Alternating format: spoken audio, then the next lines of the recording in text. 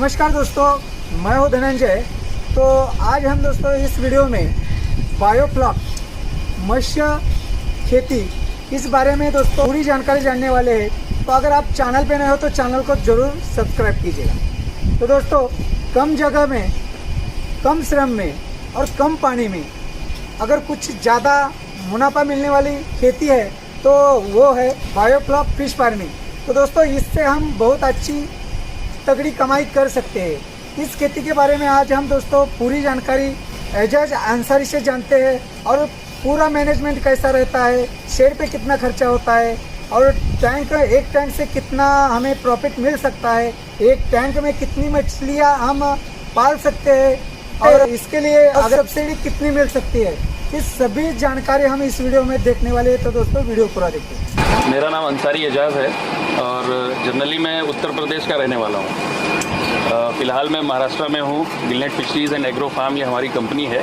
तो हम यहाँ पे जो है बायोफ्लॉक फिश फार्मिंग पे स्पेशली हम काम करते हैं। ओके सर, तो ये जो टेक्नोलॉजी है ये आप अपने किसानों के लिए कैसे शुरुआत की है यहाँ पे? देखिए, ये टेक्नोलॉजी एक यूरोप या ब्राज़ील, इजराइल वगैरह की टेक्निक कह सकते हैं, क्योंकि जो कम जगह में ज़्यादा से ज़्यादा खेती, चाहे वो एग्रीकल्चर हो चाहे एक्वाकल्चर हो, किसी भी फील्ड का जो एक हाईटेक फार्मिंग जिसको हम कह सकते हैं, हाईटेक फार्मिंग लोग करते हैं, वो इजराइल, ब्राज़ील ये इन जगहों से ही ज़्यादातर अडॉप्ट की जाती है। तो ये बायोफ्लॉक फिश फार्मिंग भी किसी तरह है। जनरली पहले मैं तालाबों वगैरह में कल्चर करता था मछली का, तो कुछ अच्छा करने का, क्योंकि हमारे यहाँ यूपी में और बिहार, ये जो नॉर्थ इंडिया का बेल्ट है, वहाँ गेहूँ चावल की खेती होती है और उतना अच्छा उत्पन्न वहाँ से मिल नहीं पाता है। तो मैंने सोचा कि कुछ ऐसा करें जो कम जगह में अच्छा कुछ कर सके। तो मैं फ़िश फार्मिंग, मछली पालन की ओर थोड़ा सा ज़्यादा मैंने अपना वक्त दिया, उस तरफ तालाबों में कल्चर करके उसको ट्राई किया, लेकिन वहाँ से भी इतना अच्छा उत्पन्न नहीं मिला। तो कुछ वीडियोस वगैरह मैंने भी देखे बाहर के, इंडोनेशिया के, ब्राज़ील के, वहाँ से मुझे कुछ अच्छा रेफरेंस मिला। तो मैंने बायोफ्लॉक पे भी पहले एक RAS सिस्टम आया था, उस पर भी मैंने कुछ डेटा कलेक्ट किया, कुछ रिसर्च किया अपने हिसाब से, लेकिन उसमें भी बहुत अच्छा मुझे नहीं, क्योंकि उसमें मशीनरी का यूज़ बहुत ज़्यादा था, पावर का कंजप्शन और कंटिन्यू मशीनरी यूज़ होने से वो उतना कॉस्ट इफेक्टिव नहीं था। बहुत बड़े उस पर करोड़ों का खर्चा था, उसका इनपुट कॉस्ट भी बहुत ज़्यादा था और उसमें बहुत अच्छी हाई वैल्यू फिशेस हम नहीं कर सकते थे। तो उसे भी मैंने बहुत अच्छा मुनाफे वाला काम नहीं समझा। तो इसी बीच में मुझे एक बायोफ्लॉक टेक्नोलॉजी का भी इंट्रोडक्शन हुआ। कुछ इंडोनेशिया के कुछ वीडियोस मैंने देखा, तो उसे भी मैं कोशिश किया कि समझने की। तो एक छोटा एक पायलट प्रोजेक्ट बनाकर मैंने उस पर एक प्रैक्टिकल किया, जिसमें कम से कम पावर का कंजप्शन है, कम से कम जगह और कम से कम पानी। सबसे बड़ा इस टेक्नोलॉजी का जो एक एडवांटेज है वो यही है कि कम से कम जगह और कम से कम पानी और लो मेंटेनेंस में ये काम बहुत अच्छे से किया जाता है और अच्छा मुनाफा भी इससे लिया जाता है। तो इसी चीज़ को देखते हुए मैंने एक बायोफ्लॉक पे एक लगभग 1.5 साल मैंने इस पर प्रैक्टिस किया। कुछ अच्छा लगा मुझे, मैंने अपना भी फार्म इम्प्लीमेंट किया। फिर इसी तरह से ताड़ सर का भी मुझे कांटेक्ट हुआ। हम ट्रेनिंग भी प्रोवाइड करते थे और करते हैं अभी भी।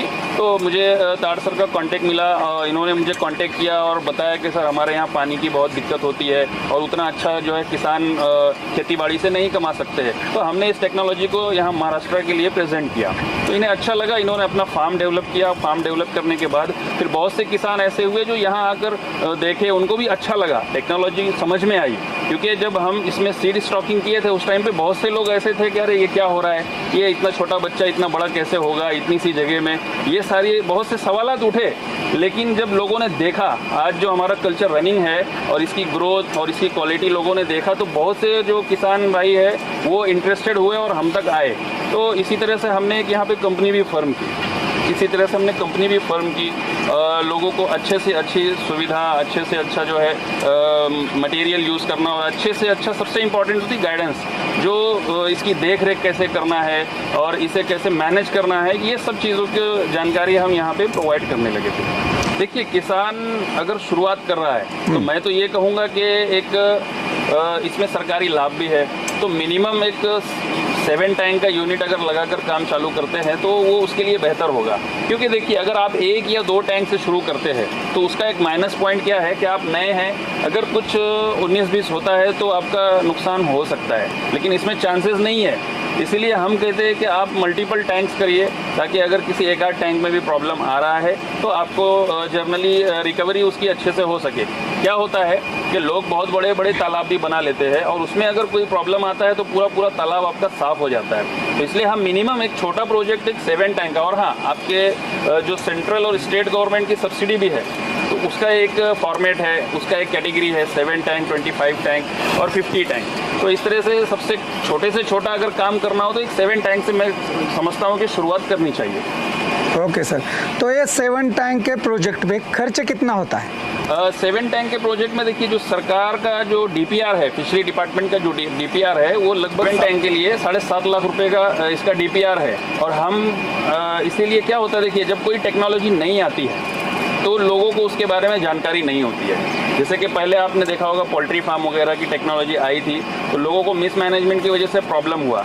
तो हम जब इस पे 3-4 साल से रिसर्च कर रहे हैं, इसके माइनस पॉइंट, प्लस पॉइंट सारे देखकर हमने देखा तो लोग, नए लोगों को वो चीज़ समझने में वक्त लग सकता है। इसलिए हमने क्या किया है कि एक पूरा ही प्लांट कंप्लीट प्रोजेक्ट ही हम डेवलप करके देने लगे हैं, जिसमें हम एक 5.5 लाख रुपए में हम पूरा प्लांट खड़ा करके देते हैं। और इसमें एक चीज़ और देखी गई है, जैसे महाराष्ट्र में मैं कई जगह दौरा किया, बहुत सी डिस्ट्रिक्ट्स में गया, तो वहाँ पे बायोफ्लॉक को लेके बहुत लोगों के दिल में भ्रम है कि ये टेक्नोलॉजी सही नहीं है या इससे मतलब बेवकूफ़ बनाया जा रहा है। तो ऐसा कुछ नहीं है दोस्तों, ये एक बहुत बढ़िया टेक्नोलॉजी है और कम से कम जगह, कम से कम पानी में अच्छा मुनाफा कमाने वाली टेक्नोलॉजी है। और इसमें आप जो है मान के चलिए कि कुछ लोग ऐसे भी है क्वालिटी से कॉम्प्रोमाइज़ करके सस्ते में काम करके देने वाले लोग हैं जिसकी ड्यूरेबिलिटी नहीं है। फॉर एग्जांपल, आपके टैंक की क्वालिटी, वाटर पैरामीटर चेक करने के लिए जो टेस्टिंग इक्विपमेंट्स होते हैं उसकी क्वालिटी, और जो इसमें एरिएशन सिस्टम होता है उसकी क्वालिटी, शेड जो बनता है उसकी क्वालिटी, ये एक अगर प्रॉपर वे में अगर आप इस टेक्निक को यूज़ करते हैं, सारी चीज़ों का ख्याल रखते हुए, तो आपको ये टेक्नोलॉजी बहुत अच्छा मुनाफा दे सकती है। तो जनरली ये हम एक 7 टैंक का प्रोजेक्ट है, 5.5 लाख रुपए में हम करके देते हैं, पूरा प्लांट कंप्लीट करके। इसमें थोड़े बहुत खर्च है, इलेक्ट्रिसिटी सोर्स, वाटर सोर्स, ये एडिशनल खर्च होता है। और इसके ऑपरेटिंग के लिए इसमें मछली का बीज और फीड, ये सारी चीज़ें जो है, इसके लिए भी एक 1.5 से 2 लाख रुपए का खर्च है लमसम। और जो 7.5 लाख का प्रोजेक्ट है उसमें से आपको 60% तक सब्सिडी मिल सकती है सरकार से। तो बहुत ज़्यादा खर्च मेरे हिसाब से नहीं है। 3-4 लाख रुपए भी अगर किसी के पास है तो ये काम बिल्कुल कर सकता है। सर, सबसे महत्वपूर्ण ये बात है कि हमारे बहुत से महाराष्ट्र में ऐसे भी किसान हैं के पास पानी नहीं ज़्यादा होता है। जब हम मराठवाड़ा देखते हैं, विदर्भ देखते हैं, वहाँ पे पानी की बहुत किल्लत होती है, पानी कम होता है। तो ऐसे किसानों के लिए ये कैसा है कि fish farming? Actually biofloc fish farming ऐसे ही किसानों के लिए है, क्योंकि ये टेक्नोलॉजी जो है ना, ब्राज़ील से इसका इन्वेंशन हुआ था 1975 के आसपास। ये उसी लिए है ही है कि जहाँ पे जगह और पानी की कमी हो। जैसा कि मैंने शुरुआत में ही आपको बताया कि ये टेक्नोलॉजी का सबसे बड़ा एडवांटेज है कि आपका पानी की बचत। और वो जो पानी से हम कल्चर कर रहे हैं, 6-7 महीने में जब हम मछली निकाल कर बेचते हैं, वो पानी भी आपका वेस्ट नहीं होता है।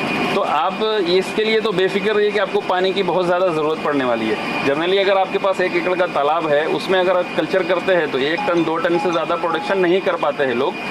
इसमें 1 टन 2 टन का प्रोडक्शन 1-2 टैंक से ही निकल सकता है आपका। ओके तो इसका ये एडवांटेज ही है।